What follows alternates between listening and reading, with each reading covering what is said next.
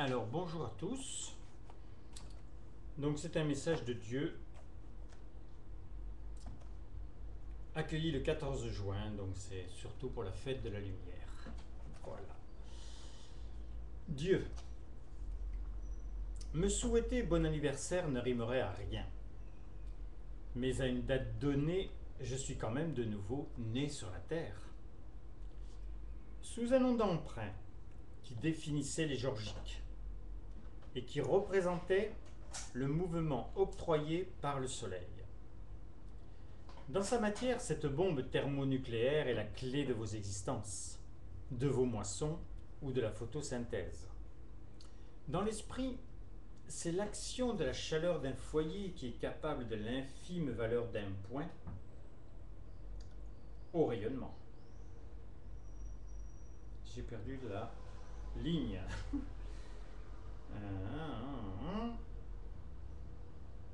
Voilà. Grâce à la production sentimentale. Un foyer est un bloc qui élève un rempart contre des flèches, même empoisonnées. Et j'ai formé ce foyer. Mais cela, c'est une autre histoire. Tu vois facilement que le 14 juin est presque l'été. En contraste de la nuitée hivernale du 25 décembre, le pourquoi est simple. D'abord, je m'ennuierais, en tant que créateur, à faire un plagiat. Mais surtout, le signe était donné du toit du zénith et de l'éclat du projet. Ma venue était pour l'ultime fois. Elle devait prendre la couleur du triomphe. Je te passe sur les péripéties du char et les ramassages multiples des passagers.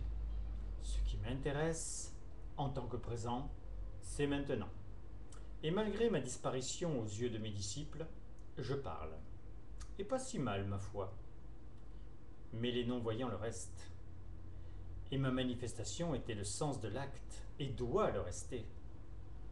Le soleil n'a été pensé, calculé, enflammé pratiquement que pour la Terre.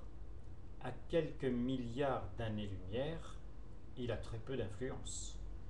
Mon action solaire n'avait aussi que ce but. Cette serre de boutons de fleurs qui avait plus la faculté de s'atrophier plutôt que de s'épanouir. Dans le temps, j'ai fait mon travail. Un 13e travail d'Hercule. Le pont est fait. L'emprunter est le verbe de sa raison. Certains s'y sont aventurés. Un pas, 10 pas, 100 pas. S'ils avaient traversé, cela se saurait, du moins se verrait. Bien sûr que les pistes se brouillent en arrivant à ce viaduc. La clé du péage, c'est l'amour. Un élan de cœur et je viens te chercher en grande pompe. Tu m'as compris avec tous les honneurs que ton statut mérite. Dans les multiples sentiments que je dus créer de toutes pièces, celui de l'abolition de l'utilité du mal était primordial. Entre ma création et le sablier de ton temps, il n'est qu'un espace, l'indifférence. La torture est toujours à la mode, l'argent de la drogue se compte par milliards et les paquets de cigarettes pourtant explicites te tentent encore. Comment comprends-tu que je ne me lasse pas de t'aimer ? Je suis ton père quand je peux t'élever, te nourrir, t'éduquer. Mais je ne suis que ta mère quand je dois t'éveiller, te dorloter, te protéger. Ma nature dans ce cas est de ne rien attendre de toi. Et c'est contraire à mon vœu et à la merveille de l'expansion. Comme chaque fête, celle de la lumière est mon prétexte à faire battre ton cœur plus vite, et pour certains, à le ranimer. J'ai autant besoin des sentiments qui l'emplissent que le battement de l'organe pour ton corps.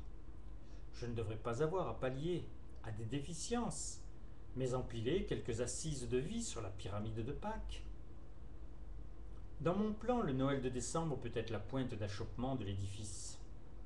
Nous en sommes à la 16e assise, devant le tombeau du roi en granit roux.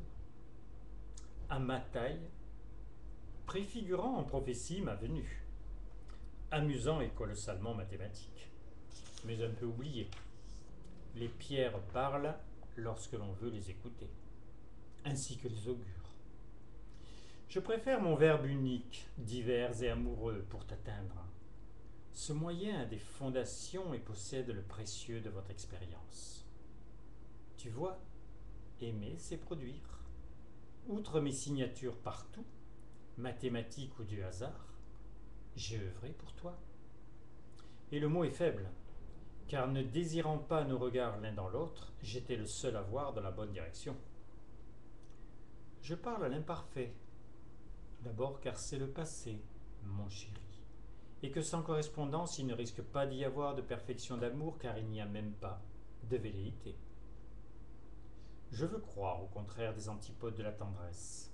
J'ai aimé la race humaine, je parle aujourd'hui à ces individus. Je vous aime pour les infinies ressources que vous représentez, pour tes fêlures et les douleurs que tu as su combattre. Je t'aime dans tes combats, dans tes ouvertures d'esprit. Je ne peux rien rejeter de toi, le plus souvent ce serait amputé d'un doigt ou d'un membre. Une création autonome a utilisé ses fondations. Mon regard sur toi va édifier, et nous sommes architectes associés dans la création unique de ta demeure, de mes rêves. Tu as dû remarquer que la Terre tourne toujours, sans que tu lui donnes le moindre élan, et que les générations futures seront dans des progrès de facilité d'exister, car ton intelligence supérieure, la mienne, miniaturise à un ongle ce qui avait la taille de ton frigo. D'autres générations dont tu ne sais rien ont enclenché ces spirales des technologies. Je suis pour ton plaisir l'exponentiel, mais pas pour un temps. La technique, l'émerveillement que tu as pour les ondes, qui te donnent presque tout, doivent te libérer et nous faire nous apprécier. L'envie de vivre dans une caverne est d'un autre âge. Moi, je t'assure que je déferle sur toi, en vagues d'été. Fais de la fête de la lumière celle du toi et moi. Dans la plénitude, plus rien ne semble progressif. Je t'aime, ton père, ton Dieu ou ton époux. À bientôt pour d'autres nouvelles du ciel.